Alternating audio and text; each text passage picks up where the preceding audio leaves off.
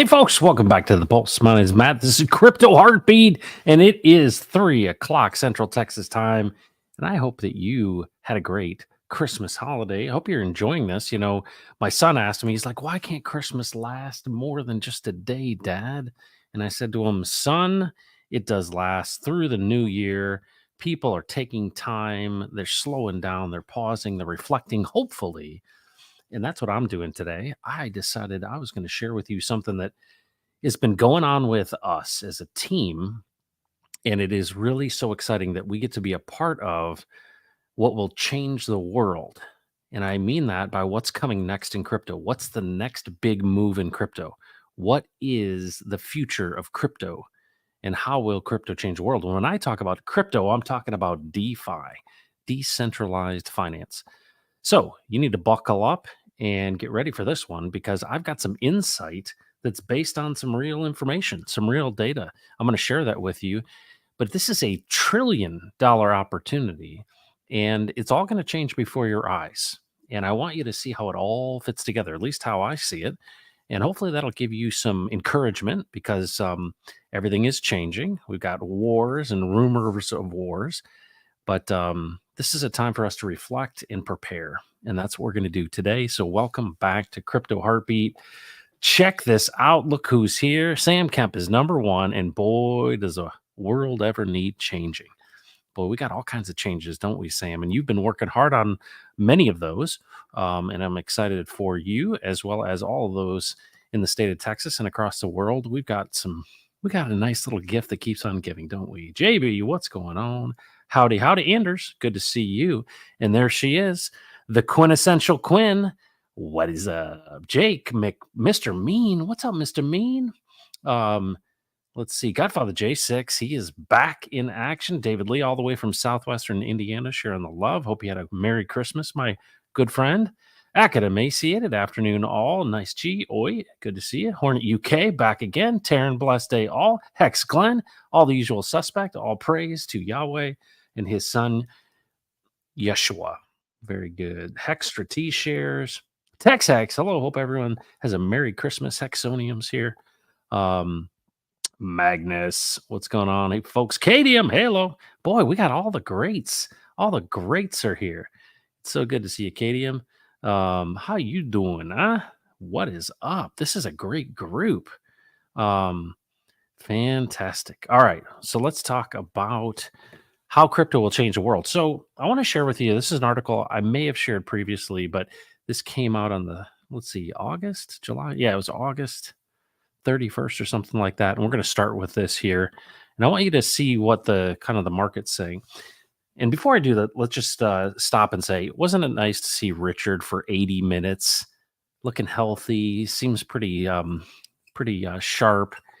The usual stuff, though, right? Called the top. I don't know how many times he said that. We ought to have like a drinking game that is I called the top. Maybe that's what it is. I called the top. And every time Richard says it, we have to drink.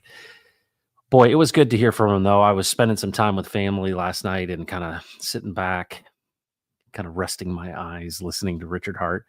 And you know what's really cool is the things he's talking about are the things that we're talking about in our channel, within our team.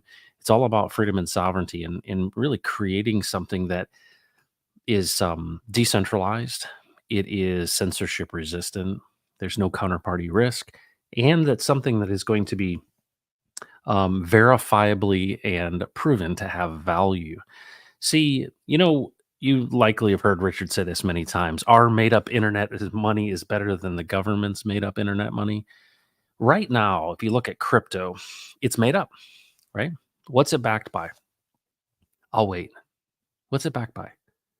You think about this. Well, what good is it? It's only as good as the liquidity, right? Your ability to get out. So everybody has paper gains, but if you don't have thick enough liquidity and it's not locked, a lot of times that's what a rug pull is, right? Somebody puts up the liquidity, you start buying it, and you're like, it's going to the moon. And then they pull the rug on you, which is the liquidity. And now they have all the ETH or whatever it is. And you're holding the bag of some token that they just made up. And I think that that's the thing that's so interesting. You think about degenerate behavior and gambling and made up money. I mean, the fact that we can kind of make up our own money and get together and go, hey, this has value and point at it and people believe it. That's why Richard talks about memes. What are narrative memes? It's a story. You're believing a story. But the reason that our made up internet money is better than the government's made up internet money is because they have centralized power and control and they can change the supply. It used to be that money was tied to gold, right? It was tied to actual value. And you couldn't just indiscriminately print more. You had to have more gold in order to back it. And of course, fractional reserve banking and all the things that have happened since Bretton Woods, we're in this situation that we're in. Well, crypto's going to change that. And I want you to see where things are going. And then I want to talk about the DeFi alternative to that. That's what I'm focused on personally. It's what our team's focused on. And hopefully that'll give you some insight into what the future and how crypto will change the world. So let's take a look at this article. This is called the $1 Trillion Crypto Opportunity. Okay. So this is from CoinDesk. I think it was August 31st, something like that. Anyway, the title of this, and there's so many ads in this stuff. It's crazy. Okay. So this is an opinion. This is a CoinDesk article, a $1 Trillion Crypto Opportunity, Real World Asset Tokenization. Okay. So this is an opinion. And this is Justin Bannon, going by technology theorist Carlota Perez research. RWAs may be the next phase of substantive crypto development. All right, what are RWAs? But real world asset tokenization. Okay, so I'm gonna kind of zoom down here because there's a little bit of fluff in this article. I'm gonna get you down to this. All right. A thesis increasingly shared within crypto and traditional finance is that the tokenization of real world assets, or RWAs, will form the backbone of the next bull run and unlock the transfer of trillions of dollars of value into crypto. Do I have your attention yet? I mean, this is why you're here, right? Right? It's going to unlock the transfer of trillions of dollars of value in crypto.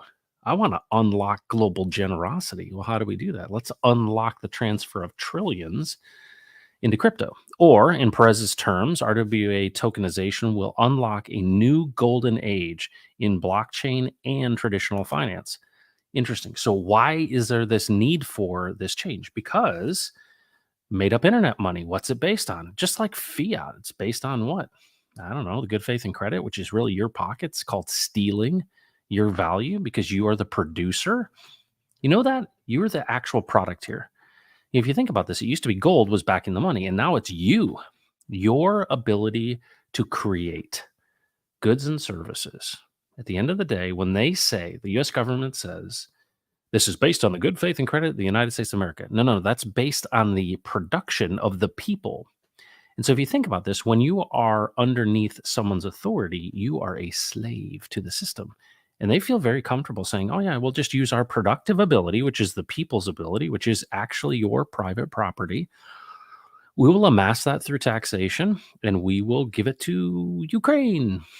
And then that will come back to U.S. companies who produce, weapons. So this is happening right now already, it says. The current state of play is that traditional finance giants, including BlackRock and Fidelity, along with RWA startups like Zero, I suppose, Scrutinize, and Polymath, are using the blockchain to tokenize assets that actually comport with real world.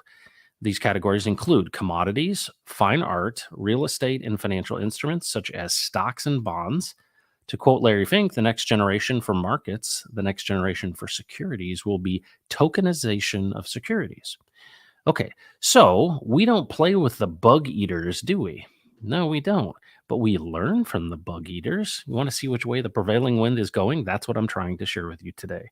And it's what I am personally focused on, literally as of this morning.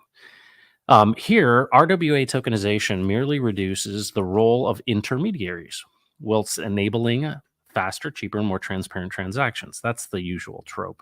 However, the full potential of Web3 technology is not yet being fully realized. Since most RWA tokenization platforms require trust in some sort of intermediary to honor the redemption of token assets, If the intermediary evaporates, this is DeFi, folks, an intermediary, the middleman leaves, we get rid of him, then so too can the claim on the underlying assets. The problem is referred to as the physical asset oracle problem and can be demonstrated by this example. If Alice tokenizes her car and Bob buys the token, how can Bob be sure he will receive the car if he wants to redeem or can redeem? And I would say this, let's say you had a vault of gold, or let's say you just had it in your backyard buried. It does nothing for you, it creates no yield, and you can't eat it. So you want to put it to work, but you don't want to lose it. And so it's very difficult. I mean, everybody looks at gold and they're like, oh, gold's so great. Well, gold's a good store of value and it's good backing. But the key is redemption. Like, how does Alice get the car? It's a perfect example of this. But if we can get rid of the intermediaries and have a means by which people can redeem, that's a big deal. That's not something blockchain can solve directly, as it always involves some amount of human coordination and trust. However, there is an alternative, more natively Web3 way of addressing this problem. So listen to this. Instead of tokenizing physical assets directly, protocols can lock up parties' commitments to execute a commercial exchange as a type of forward contract, encoding within smart contracts that tokenize as redeemable NFTs. When the dispute happens, it can be handled by an algorithm encoded within the smart contract that refers to a decentralized dispute resolver. The result is trust, minimized tokenization, exchange, and settlement of RWAs. So, for example, what does this mean? This means if you hold this NFT or you hold this token, can it be redeemable? Well, if you have a contract that actually knows who you are, right? You're the person that holds this NFT, your wallet, obviously, and has a means by which you can redeem this value. And I think commodities make a lot of sense because if you think about it, there are systems like the good delivery of gold out of London. The London system is a good one, but how you go about doing that. And of course, DApps can do that, but having contracts that settle that where there's not just some intermediary. Now, I would say if you're taking possession of something like art or commodities or something, there's going to have to be a point of delivery, right? And there's likely a person who opens the door, if you will, to put them in the back of your truck. But the point is tying it to real physical assets. And that's the overarching theme of this whole thing. Well, how's crypto going to change? Well, we're going to come into an age where things are going to be tied to real value. Now, here's the crazy thing about it. And it's the important thing that I wanted to share with you. Real world assets and being tied to those is still a narrative. It's still a story, right? Now you can look at the Michelangelo, you can look at the, I don't know, you look at any piece of art, you could look at a statue. They're not going to break it up and give you a piece of the marble. So you kind of have to understand that it's still a narrative, right? But there's only so much of something to go around, whether it's property or gold or those type of things, as long as the people don't monkey with, the supply. Because it's really hard for you unless you have certification by, a reputable third party to actually know if the gold's there, right? Fort Knox, is the gold actually there? You see, that's the key here. And so what we're seeing though is if you look at or you think about, let's use an example. Um, let's say you were going to redeem, I don't know, I think gold is probably the best possible scenario here. If you were going to redeem your tokens for the underlying asset, um, you know, do you need gold? I mean, I would think that there are a lot of better ways to get gold because the tokenization of assets in this future of real world asset tokenization is not so that you would take the underlying asset. It's so that it's actually based on something of real world value because the CBDCs are coming, right? And what do they want to do? They're not going to go to real world assets. They're going to go back to fiat. They're going to say, oh, we're storing the fiat here. And that's kind of how stable coins are now. And this is a really wonky world, right? We've got alternative coins that are made up internet money. I mean, it literally is the casino. There's no backing. It's based on liquidity and more buyers and sellers. And that's the era that we're in. But what they're saying is this $1 trillion opportunity that is coming is where we tokenize the world. We literally tokenize the physical assets. So the question is this: are the assets in the hands of centralized parties or are they not? And you're like, well, they've got to be. All the rich people have the assets. Well, yeah, you can make a case of that. The question is, and we talk about it a lot on this channel, is how are you animating the tools? And this is really important. I think about this like, a gun that sits on the table. This is a Steve Staggs analogy. A gun that sits on the table does nothing. Nothing. It will sit on the table until it literally rusts into nothing. So a person could either use that for self-defense or they could use that for hunting. There's a lot of other ways you could actually take a gun and you could hammer in a nail. It's a tool, right? So the person animates the tool. So what do we see with the bug eaters? The bug eaters are saying, "Hey, we're going to animate these tools of government, tools of money, and we're going to weaponize these things to gain control." And so what you do is you animate those tools and you gain power. What would happen, and this is what I've talked about on this channel many times, what would happen if we actually had an abundance and there were people like you and me who said, you know what, I'm going to think about others in addition to myself? That's not a bad idea. What would happen if actually you animated the tool for good? Huh, what would that look like? Now, you're still concerned about yourself, right? You're like, hey, I need to make mine. But what would happen if we had a decentralized abundance rather than centralized parties amassing these storehouses of resources? What's interesting about it is if you look across the world, there are a lot of consolidated resources, certainly, right? Big families and all this kind of stuff that own it. But the collective value of all the stuff is pretty well decentralized. I mean, we're utilizing the ones that are in centralized forms right now because we've got, central banks and the like. But the future of crypto and this opportunity to change the world is, how does DeFi take advantage of RWAs or real world assets? And how do we convince people who have real world assets to use those assets for good? And the first step of using them for good is in a decentralized system, right? So let's think about this. Let's say David Lee has got a gold mine, right? He's got this gold mine, he's got all this gold, he's got this assessment of how much is there. And he says, you know what, I want to use this to create liquidity in the marketplace. And I want to gain yield or fees by increasing liquidity in DeFi. Well, does DeFi benefit by having increased liquidity? Sure, it does. Well, what if David Lee decided he was going to lock that liquidity and you couldn't get rug pulled on the things that he created pairs for? Good Lord. Now we're talking, we're really talking. That's going to give more confidence to the market. That's the future that people are seeing, right? Well, who's on either side of this? Well, you've got BlackRock and all these people trying to get all these assets, right? Because I think what we're going to see is this fiat world, right? Everything related to fiat's going to fail. And so we're going to have to get back to underlying assets as backing. Because what do we have? We have more and more of this, right? We get off the gold standard in 72 in Bretton Woods. And then what do we end up having? People like us creating made up internet money. And more like fake value is created. It was funny. Richard was talking about the market caps of things, right? He doesn't like market cap, and I understand why. But think about this. Let's say we created 1 trillion tokens, and then David Lee says, you know what? I'm going to put $1 up in liquidity. Well, we've got $1 trillion, just like that. Boom, $1 trillion. Do we really? No, we don't. But that's the market cap. So establishing the price on something, that's what this thing, it's a game. It's a real game. And that's why people call it a Ponzi. It's because if you have more people coming in, and what the benefit of that is, not a lot of people are in crypto yet, right? Grandma doesn't understand it. We haven't made it easy. Last night I was watching that Netflix series called Eat the Rich, which was about the GameStop saga of the short squeeze on all the hedge funds. And it's funny how that mirrors, degenerates in crypto, because it was all these people that were on online who are making memes, and, it was the typical, folks in our community. And they saw an opportunity to literally squeeze these hedge fund guys who thought that GameStop was going to go under. And of course, the CEO of Chewy and Elon Musk came in. I mean, that's a cool story.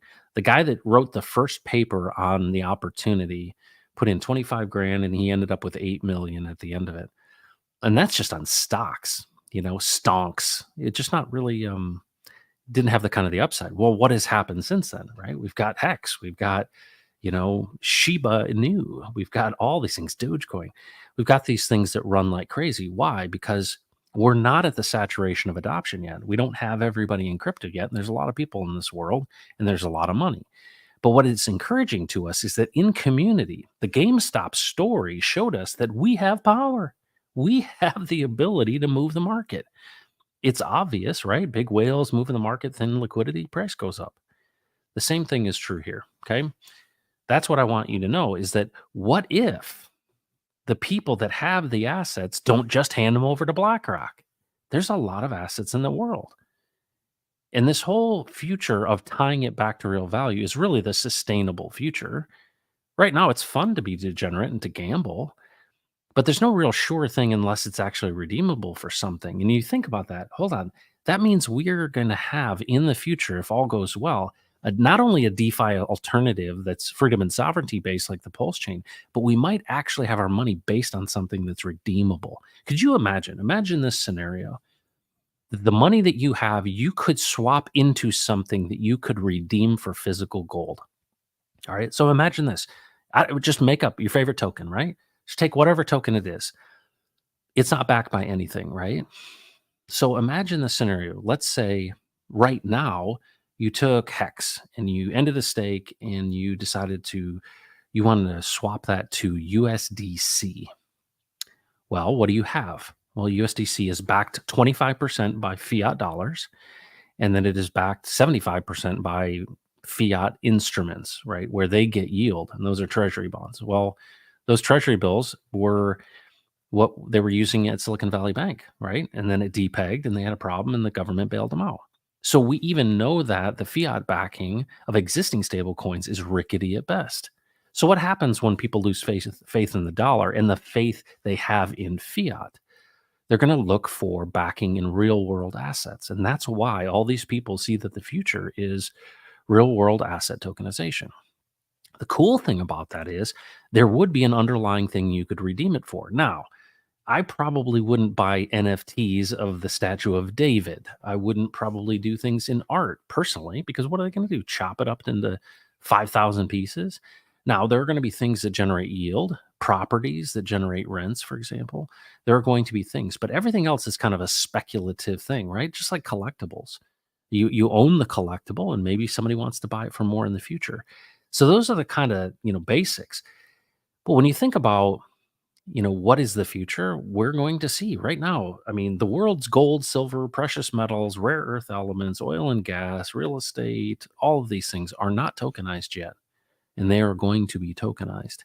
And I would think that if you got out of some kind of meme coin, right? Let's say you got out of a meme coin and you went to USDC. What if you could swap to something that you could actually redeem for physical gold? That's kind of cool. It's just nice to know that you could. It's not really a means by which you do that. But the point is, that's where things are headed. And I think what we're going to see is there's going to be a separation over time. Because what is the government doing? They're trying to lock down on all these things that they are calling securities because they want their stable coin, the US dollar, digital dollar, to be the thing that nobody else transacts in anything else. And so it's a real threat to them to have alternative stable coins. So at the end of the day, this system that is exciting, that's decentralized, that has smart contracts, that gets rid of intermediaries, middlemen, we reduce the number of counterparties, is going to get to the point where you actually are backed by real world assets. And that's pretty exciting. But what it means in its collective sense, it's a new gold standard. But what if that was controlled by centralized parties? The opportunity that we have is to actually do it in DeFi, where everyone has a fair shot. The cool thing about that is if it does get locked and tied to real world assets, that means that there can be a ton of locked liquidity. And that to me means institutions would come to places like the Pulse chain for trustless yield. They would look at these contracts. They're not taking it seriously, by the way. We're really excited about this and we're, on the edge of the technology thing and we're excited about it. But what's going to make somebody actually put, I don't know, $1 billion into something? You can't get it out. Right? You can't get it out of DeFi. There's not that much liquidity. But the future is pretty exciting because there are people who are sitting on assets that aren't bug eaters. Does that make sense to you?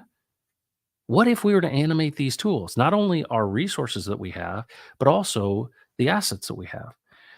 And I think that that's the future that we're looking at. Right now, it's one thing, because if you think about this, let's say today you wanted to get real value. Maybe you valued, let's call Pokemon. Nah, let's not use that. Let's use something else.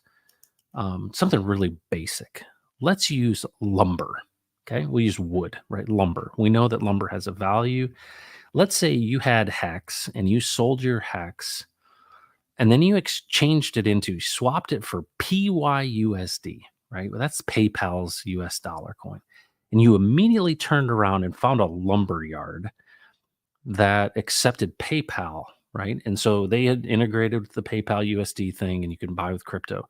So your Hex went to PYUSD and then you went to their site and you bought, I don't know, lumber and it was delivered to your house. Now you're sitting on in your backyard a giant stack of lumber that you bought with Hex. You can do that today. Pretty much. I'm not sure how many lumber yards are accepting PYUSD through that exchange, but that's where things are headed. And you probably haven't done that yet, right? Because not a lot of people have integrated with the new PayPal system that enables crypto, but that's what they're doing. And I want you to see what this future is all about because if we can catch this the right way and we can convince enough people to, hey, don't go to the dark side of centralized crypto, come to the DeFi side of crypto, take your assets, animate them for good, and put them in a place where they actually are treated fairly so that, BlackRock guys or, centralized people are on the same footing as you and me. That's the fairness of the system that I think is really, really exciting. And I want you to know there people see this opportunity, but how they go about animating, there's only so many assets, but there are a lot of people who are asset holders. And they could say, all right, why would I want to pledge my assets to this tokenization platform?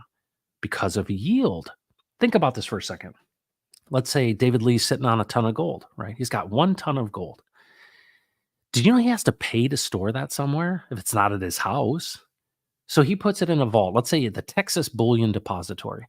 I haven't checked the prices recently there, but they charge you to store the gold. It's like a really fancy storage unit.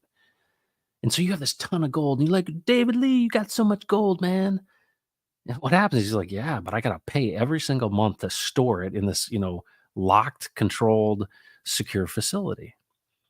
And what is it? What good is it? Well, I guess you could show your friends, right? Hey, here's a picture of it. Let's go on the live stream and look at my gold. But other than that, if it doesn't generate yield, it's like nothing. Might as well not even have it in some respects. So you have to actually put it into the market. It has to be put to work. So what is RWAs? Real world assets are those that actually push the value into crypto so that it can create yield. And really, that's the key here. And so, what we're going to see is the certification of real world assets and then the minting of their equivalents digitally. Okay, you got that? That's what it is. And that's pretty exciting. Now, the question is still comes down to trust. How do you know that there's gold there? How do you know that? Well, I guess if it's a building, you can go look at it. And if you're holding an NFT that has, some sort of dividend, you would see that in your wallet. But this is the key, folks. This is the real long term battle is that these things are going to happen. And that I think what's cool about this is we're making the new system. And the new system is going to be one that basically soaks up all of this real world value. But the coins that we're looking at right now, the meme tokens, and even, Texan and, Hex and all of these things, all the alternative coins, there's no backing. It's sentiment, right? If people, that's why it is whipsawed based on the cycles because it's not tied to anything of value. It's just based on sentiment and adoption. And that's why it's following Metcalfe's law. But the future, this is the long-term future of crypto. It's going to be tied to real things. Well, praise the Lord, right? We're going to get back to a system that is based on real value. And that's important. I think that's important. And that's what we are focused on as a team is how do you bring this value of assets into DeFi? Because that's where it's going to be treated more fairly. And we want to make it attractive. Well, you want to make the pulse chain attractive? Bring in real value, bring in a lot of locked liquidity. That's the key, in my opinion, for people that are sensible to go, hey, I'm not getting into anything I can't get out of. You know exactly what I'm talking about. It's kind of the elephant in the room in some respects, right? So I don't care. I just, just number go up. However we can possibly get there. And we're seeing that today, right? There are tokens that are popular in our community where we're getting together and playing the Ponzi game. Hey, let's all throw in our money into this pool and hopefully we'll get a distribution of that for staking it. And we create this machine that has this, right, positive feedback loop if we get more people to come in, right? That's what it's always based on. But what's really cool about real world tokenization, if it's done right, is that you could actually get the underlying asset. I probably wouldn't get into any asset that I couldn't redeem, right? Just like that car. I'm not, what do I get? A tire or a wheel? I hope you see this is a big deal. And I think that if we listen to Richard Hart, right, and listen to his 80 minutes of pontificating and the legal challenges and all of these things, and we realize that, hold on, this future is one of stability. We love the instability because it's like, man, that's where the opportunities are. But the long term, if we're going to have and build truly a new economic order, we're going to have things that are decentralized but are asset backed. And that's where things are headed. And I think that's really cool. And we have a lot of smart people. And let's not miss this opportunity. So, if this is something that blows your hair back and you're interested in, I really encourage you to pay attention to this channel and to our team because there's some pretty exciting things that are coming in the future. But to me, getting a piece of this $1 trillion opportunity as we move forward is really, I think it's huge, right?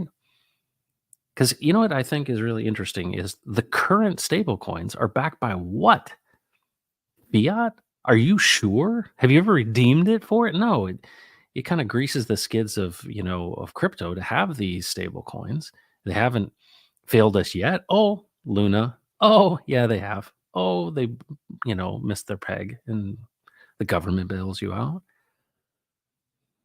Be really interesting this time that we're coming into. But so this is really how crypto will change the world. The future is it's going to go back to unlike a simple like meme that is we're on a new gold standard, we're on a new real world asset standard. And those resources are natural resources that no man put in the ground. And I feel like that basis is strong.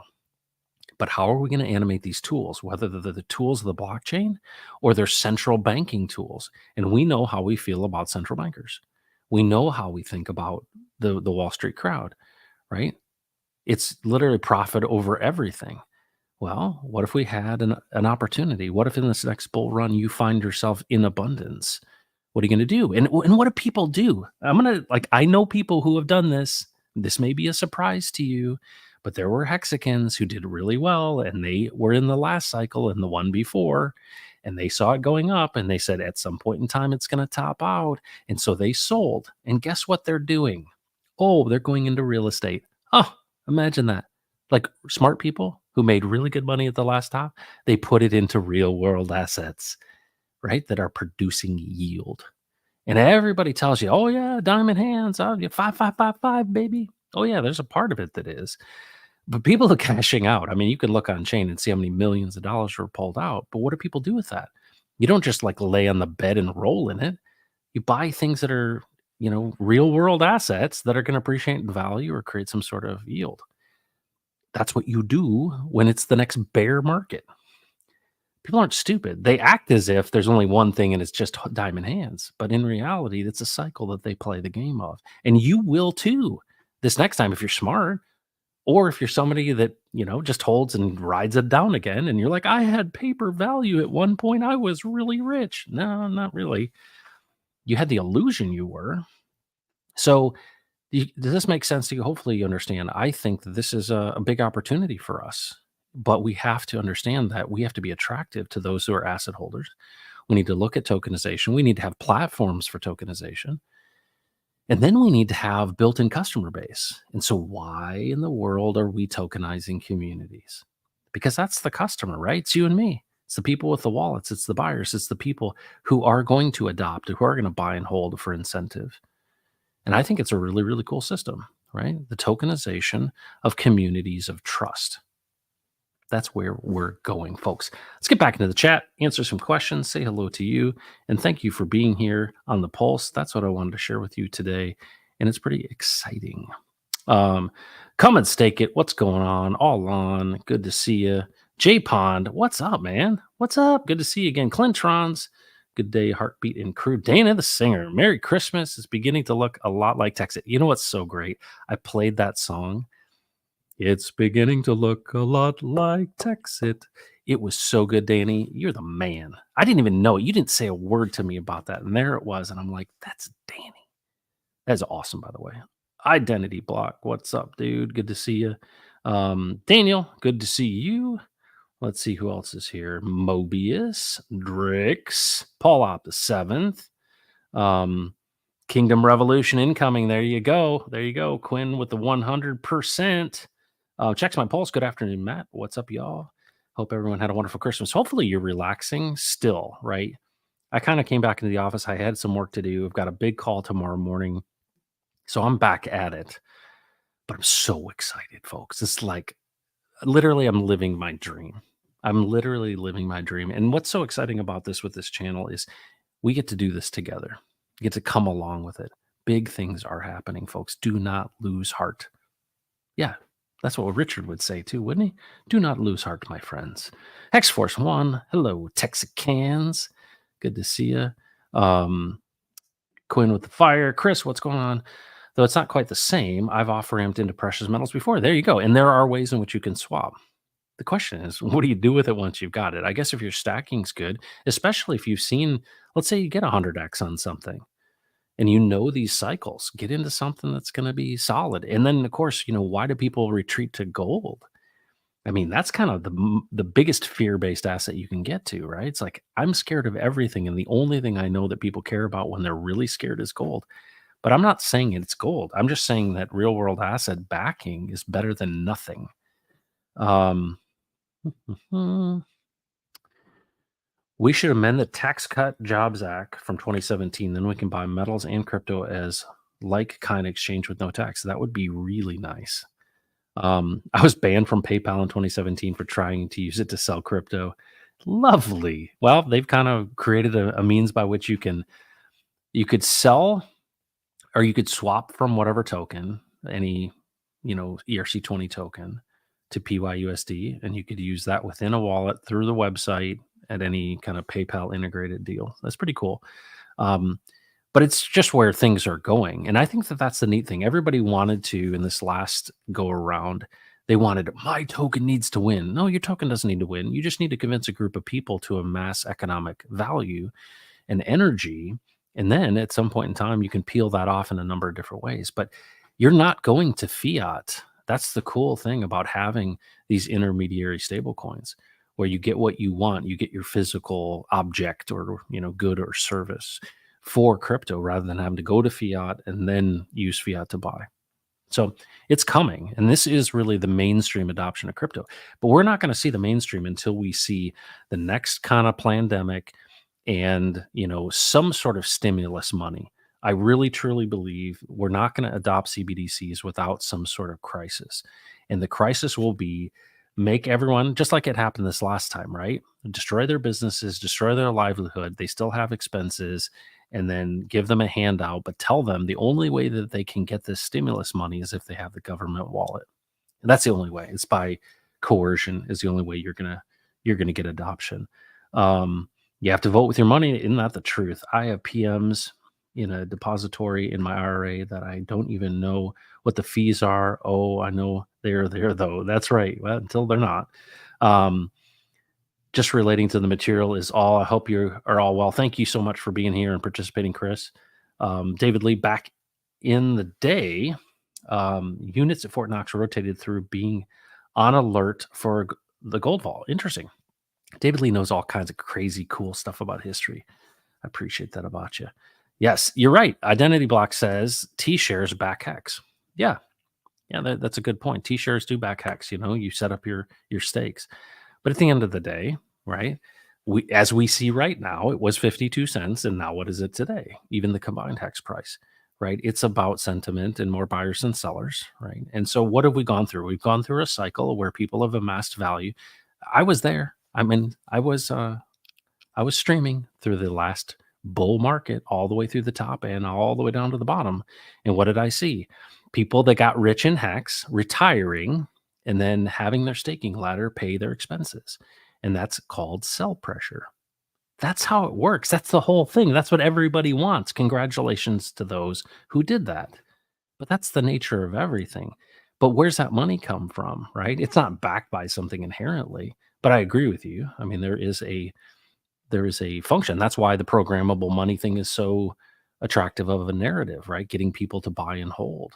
I mean, how many people actually were convinced to lock everything up and then the price tanked? And they're like, I can't get it out, right? Because I don't want to pay some emergency end stake fee. Um, Veritasium has gold backed version. Yeah, and I think we're going to see more and more of it coming.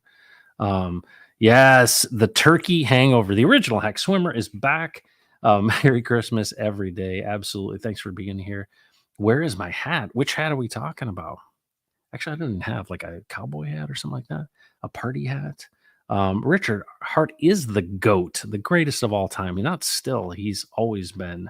And I'm reminded of that. We need Richard Hart. We need that leadership. I mean, the level of detail in which he is dug into when it comes to this SEC stuff, he's fighting the good fight, folks. And it's good to have an advocate. He does care about you and me. He really does. Because our fates are intertwined. If he's going to have the glory, we are going to have to win. I love that. It's not about, well, if Richard gets rich, he runs off. No, he's already rich. He needs to get the glory. Well, the key to the glory is us all winning, right? Making more millionaires, doing all the stuff, changing the financial system. That's what it's really about. And so, what role do we play? We come alongside that. There's innovative. He said it many times. There are really smart people that will do things that will support and promote this. But what is he really promoting? But principles. These are key principles. The financial system ought to be fair.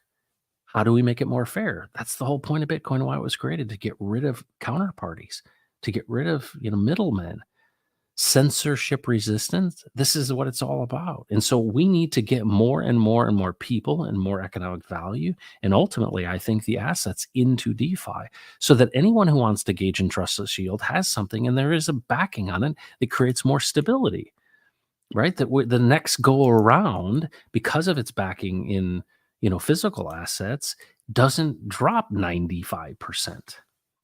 Big things coming for us in the next year. Isn't that the truth? Um, it's beginning to look a lot like Texas. So that's the song. It was fantastic, by the way. I played that for the family. They were really my wife. It's so funny. My wife stays very far away from the whole Texas stuff, and it's so funny. Occasionally, we'll have a little disagreement, which is fun. Um, Abundance is the key. Where are the guys helping the Philippines with Ophir? Where are they? Yeah, it's interesting you say that. I know exactly where they are. Oh, Daniel. Oh, Daniel. Oh, Danny boy. Um, there's amazing things happening. It's so cool. We've got friends all over the world, and there's people who are doing some amazing things. So you are right on, my friend. David Lee, please like, share, and subscribe. I appreciate that. Yeah, where are the watches? And I think he's in an indiscreet place, so no one can see out a window or notice where he is or what time of day it is or hear anything in the background. My biggest fear for Richard Hart is I want to see him have his day in court and be able to fight, but he's going to have to respond to the SEC in order to do that. I think he's smoking them out, hoping that there's a regime change or something like that, or that they take so many L's on other things that it makes them drop the case. But I think a lawyer that was on said, you don't want to see a summary judgment. You don't want them to just say, well, you didn't respond, so we're just going to have summary judgment and you did do this fraud. I mean, it's bad enough right now, the speculation of it, but it would be nice if Richard, in his preparation with good attorneys, would have the opportunity to really score one for the team and really make a strong case that this is a communication network. And to me, it's a First Amendment issue. And I think he's absolutely right. We have to have that ruling. It'd be great to have it. You imagine the Supreme Court basically said, yep, when you write anything, right? You write a song, you write a poem, you draw a picture of a pony, whatever you create, you code something, that is your speech. And if you think about it, that's what you're doing, right? You have a wallet and you are changing the blockchain, you're writing to it. That's technically what you're doing. And you have no coins, you just have keys. So that's authorship, right? Your keys are the authorship. You say, all right, I'm going to go onto the blockchain. It's sitting there. I've logged in. It's connected to the blockchain. You have to choose what you write. You choose the amount that you swap for, change for, or send to, right? And you write to it. So let's just use a really simple example. Let's say I'm going to send you, $1,000 worth of Ethereum. Okay, what's your wallet? What's your public wallet? Okay, I put the public wallet in there, right? I connect to the blockchain through MetaMask, for example. with my keys. I have at least $1,000 worth of ETH plus the gas fees. And I find your address. Well, you're a person on the other end with your authentication. And I write to the blockchain that this thousand is going to go over there. It stays on the blockchain, and that's your evidence, right? And then when you log in, you'll see it in your wallet, but it's really sitting out in the ether on the blockchain. And we wrote to this ledger. I said, this goes to you, and you can't double spend it. And that's why it's so unique and it's decentralized. That's a big deal. But that's speech. I chose to do that for you. I got your address, a specific person. I decided to pay the fee to inscribe onto the blockchain that send. That's as much a speech as you can get, right? Like making a comment on something, right? It's protected. And let's hope that that's the way we go, rather than them saying all this weird stuff like they did with Obamacare that, you being required to have insurance is a tax. Judge Roberts, that was the weirdest thing possible because, that was an issue of compelling someone to be in a private contract. And that's still the Commerce Clause or whatever. It violates that. Anyway, I digress. I still know how Richard Hart supposedly committed fraud on who? Like they didn't know or were told if they buy and get so much in returns. I never heard Richard or anyone make that case. No, I think what they're saying in that the complaint that's coming from the SEC is that he, the complaint, not saying this is true, but what they're saying is fraudulent is the fact that, he used investor money and bought all these fancy cars and watches and a diamond and all of that. And what we know, and is that he had the money, he's got the receipts, and all the money from the sacrifice money is sitting on chain still. So he has the receipts, and that's the problem. If you don't let yourself get served and you don't make the case and you don't defend yourself, there can be a summary judgment regardless of whether you were right or not. And so I think that at some point in time, the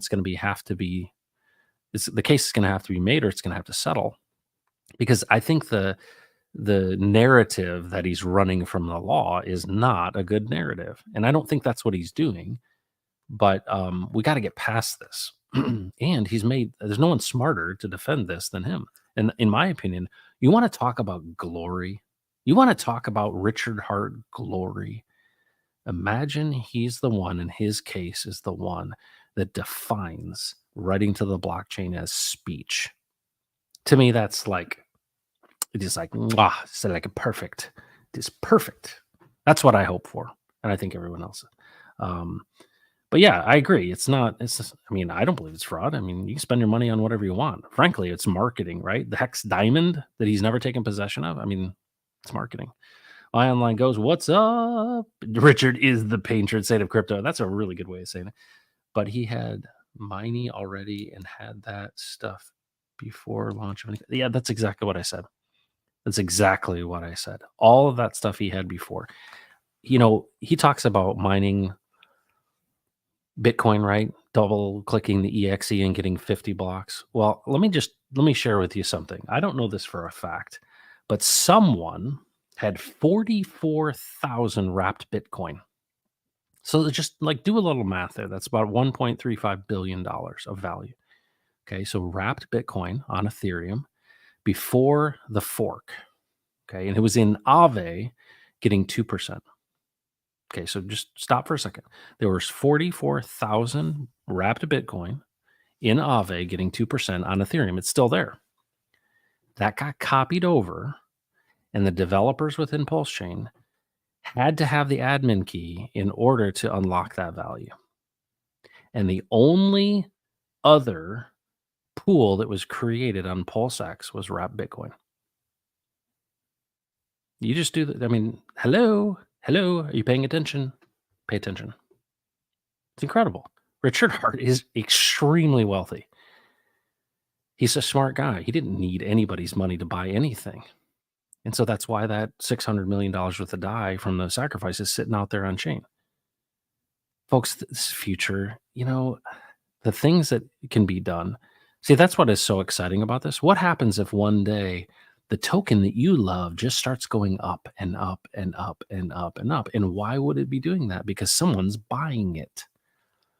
And what sucks people in crypto in this, speculative world, but green candles. So, how do you promote your token? By the way, here's how you promote a token. All right, here's how you do it. I'm going to tell you the secret to having a successful crypto token. Number one, start with a lot of money. Two, have some clever token. And then lock your liquidity and buy the crap out of it. And just keep buying and keep buying and keep buying and keep buying and keep buying and keep buying and keep buying and keep buying. And as people sell, keep buying. Don't give it away to poor people and just keep buying and buying and protecting the price and buying. That's the way it works. And it sucks in everybody and gets everybody's attention. And if you have a decent meme around it, you got a different, you got a unique case and you got a unique product market fit, it does well. And we saw that happen. That's what it's all about, folks. Texan, what's up, dude? Folks, that's what I wanted to share. Thank you for joining me on this 26th day of December. I hope you had a great Christmas. And I want to share with you, this is what I believe the future is and what we're working on. And I think that this is a very exciting time because don't just let the bug eaters do the things that have all the value. Let's work together with asset holders who understand the importance of fairness and freedom and sovereignty. And let's let them animate their resources and to create the tokenization of real world assets so that the accumulation of the storehouses of value aren't used to dominate you with power, but are used to liberate you and to unlock generosity. Folks, thanks for joining the Pulse today. My name is Matt. This is Crypto Heartbeat. Take care of yourself, others, and do not mess with Texas.